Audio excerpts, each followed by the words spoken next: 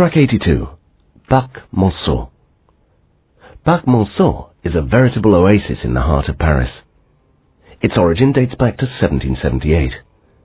It was then when the Duke of Chartres, who would later become the Duke of Orléans, commissioned the creation of a recreational house and magnificent garden to Louis Carmontel, a painter, writer, and landscape architect.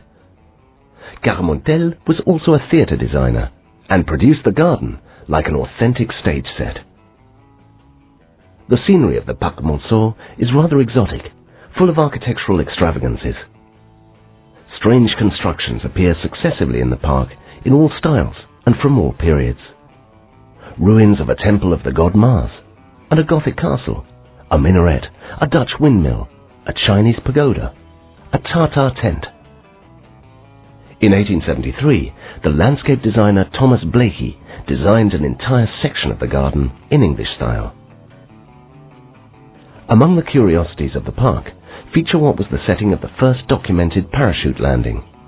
The brave soul who landed here from the skies was André-Jacques Garnerin, who jumped out of a balloon on the 22nd of October 1797.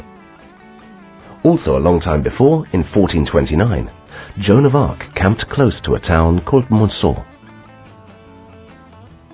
Parc Monceau has changed owners throughout its history, and in 1852 was acquired by the state, which sold half the land to build private residences.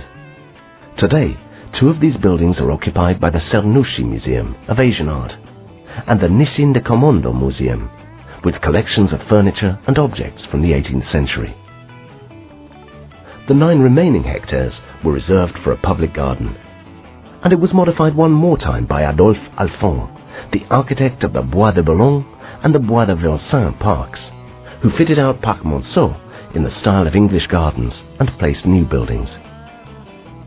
In 1861, Napoleon III was able to officially open the park just as you see it today. Today, the park continues to be one of the most elegant in the city, despite the fact that many of its original elements and constructions were lost. Alongside the pond is the Naumachia, surrounded by Corinthian columns. Naumachia means naval battle. This is also the name of the building or type of pool that the Romans used to simulate naval battles. The park is also full of monuments in memory of writers and artists. It also conserves a Renaissance arcade, a pyramid, a stream, and the Pavillon de Chartres, a neoclassical building surrounded by 16 columns.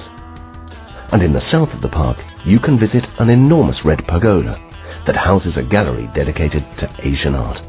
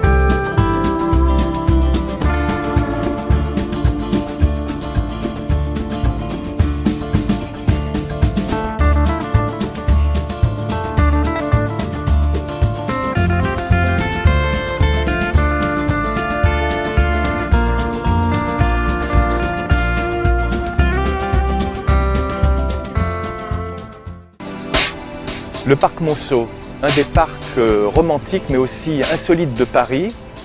Sa naissance remonte dans les années 1769 lorsque le duc de Chartres fait ériger ici une folie, c'est-à-dire un pavillon entouré d'un jardin à la française qui n'existe plus aujourd'hui.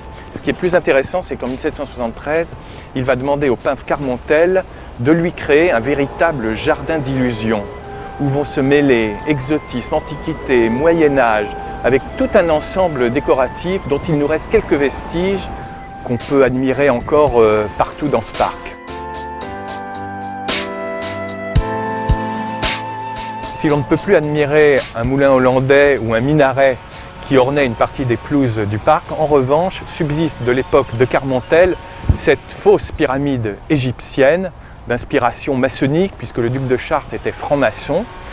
On voit également des tombes, des fausses ruines qui faisaient partie donc de ce grand décor de l'époque.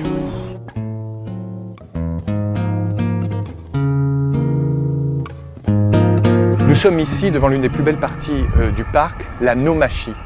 Ce terme désignait les combats navals romains ou les édifices dans lesquels se passaient ces combats navals.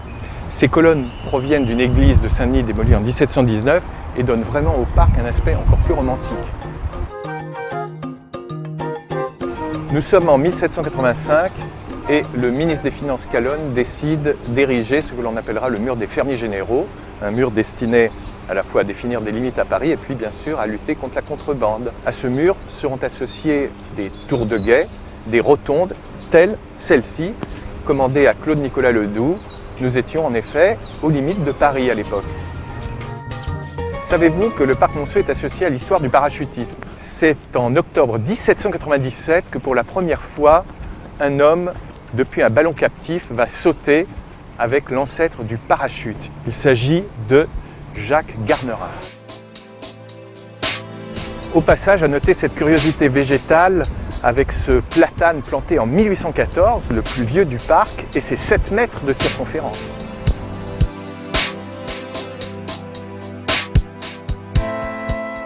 Nous sommes dans les années 1860.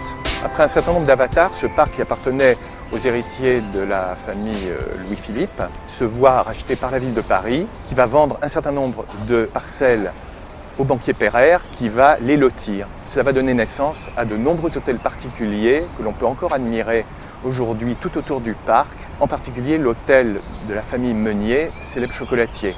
Et donc dans la deuxième partie du 19e, ce parc, du fait des lotissements, va voir sa taille passer d'environ 20 hectares à moins de 9 hectares. Depuis la fin du 19e, de nombreuses statues d'écrivains, de poètes, de musiciens agrémentent les pelouses, donnant un caractère encore plus romantique au parc. On peut voir notamment les statues de Chopin, de Gounod, de Maupassant et de bien d'autres. Parmi les artistes qui ont été inspirés par le parc Monceau, il ne faut pas oublier de citer Claude Monet, qui a quand même peint 5 toiles du parc Monceau, ou Gustave Caillebotte. Le parc Monceau a aussi inspiré des photographes comme Eugène Atget ou Willy Ronis par exemple. Parmi les ajouts de la deuxième moitié du 19e, ce charmant petit pont qui nous rappelle très vaguement et en petit le pont du Rialto. C'est le parc Monceau, mon remède, là où je rêve, où je me promène. Il n'y a pas que des artistes du 19e dont le souvenir est rappelé au travers de statues, mais il est un compositeur et chanteur du XXe siècle qui habitait non loin d'ici pendant son enfance. Il s'agit de Michel Berger. Depuis décembre 2012, cette allée porte son nom. Ainsi, le parc Monceau n'est-il pas seulement un jardin d'agrément, mais un lieu empli de curiosité que vous pouvez vous-même découvrir ou redécouvrir au fil de ces allées.